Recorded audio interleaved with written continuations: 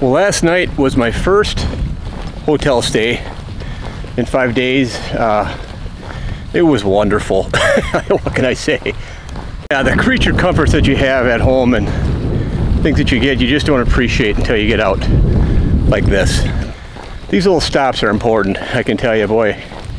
They really are. So anyways, today it looks like the only place I can really effectively camp is about 15 miles, so it'll be a shorter day, which is fine because I got out a little bit later this morning. I stopped at the post office and picked up a external microphone for the camera that I lost the first day. So got that, had breakfast at the cafe there, did some laundry. Now it's time to move forward. So we're going to be starting the Hemlock Creek segment. I'll be honest, I don't know much about it, so I'm going to learn about it as we go along. But here we are, and we will get started from our hike on May 6th.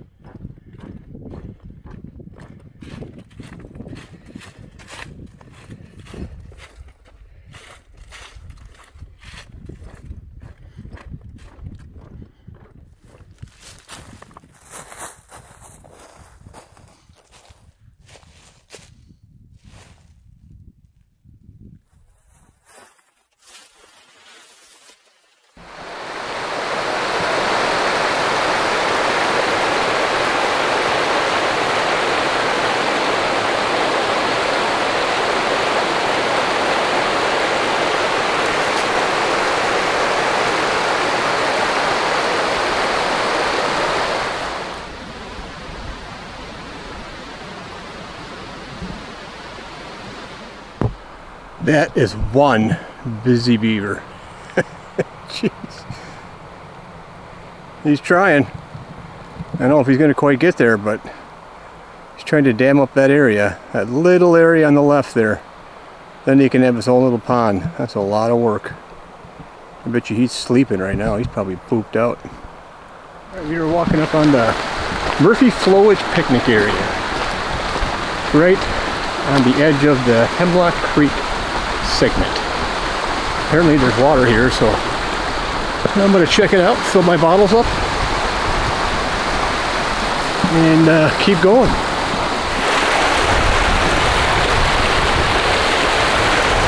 Massive water flow.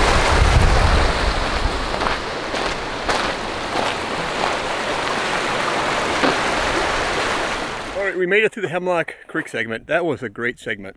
Almost all footpath. A little bit of roads, but very little, and just beautiful scenery. Really enjoyed it. I believe this is the start of the Blue Hill segment. It doesn't say anything. It looks like it might be missing a sign, but according to the Far Out app it is. So I'm going to see how far I can get in here today. It's right around 2:30. I'd like to get at least 6 to 8 miles in yet if I can. And then this is all primitive camping area where you just kind of set your tent down and find a nice level spot and hit the sack.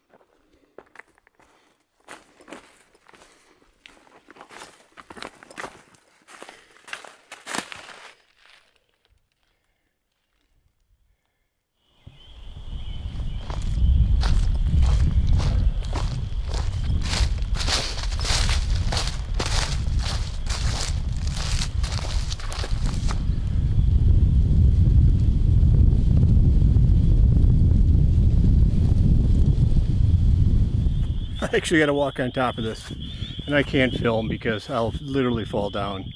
Isn't this crazy? The trail is on the other end of that. Holy cats. Well, let's hope that the beaver did his work well here. Well, that was crazy. I made it. You just got to make sure that you have your footing. Take it slow. You got to have trekking poles. Bottom line is, if you don't have these, you're going to take a face first dive. You can't do that out here because there's nobody around for many, many miles. Anyways, quite the experience, that's for sure.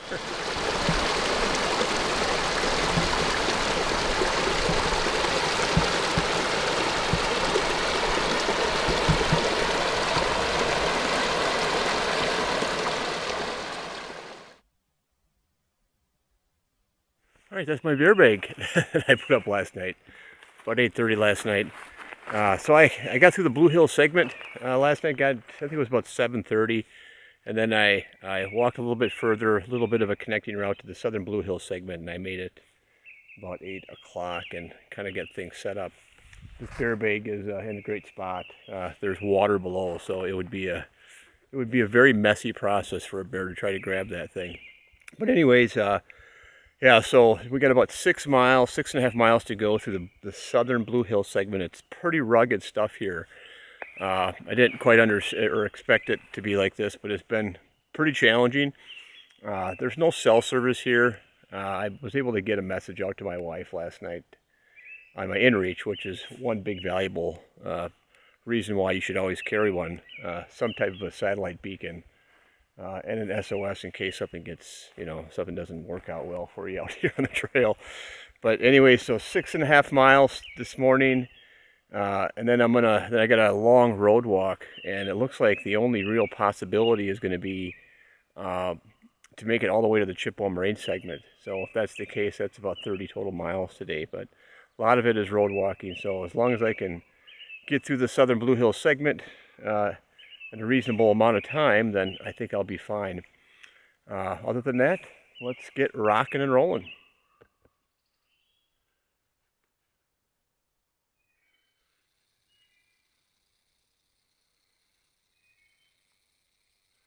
Take care, buddy.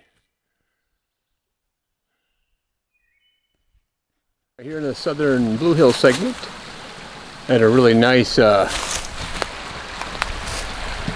water source here, but I'm good. I actually have all the water I need for a little while. There's one water source right probably about I think it's a little over a mile, maybe more, but before you actually exit this trail, and I'm going to make sure I camel up there and have at least 2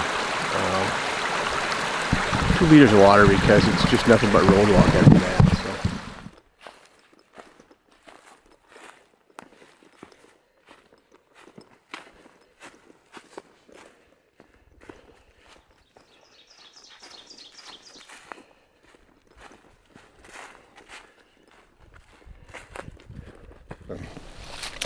Far enough away now, probably about a half a mile from that fawn, and I could have sat there and taken more film, but one thing I've learned is that the longer you're there by them, the less chance they have of survival. So it's very likely that the mother just had him, that fawn, and within the last very short period of time, likely within the last 8 hours, but it could barely walk. You could see, and likely when I started to kind of walk up on them, she took off and hid. So I just wanted to leave them where they were and just cherish the experience. That was really cool.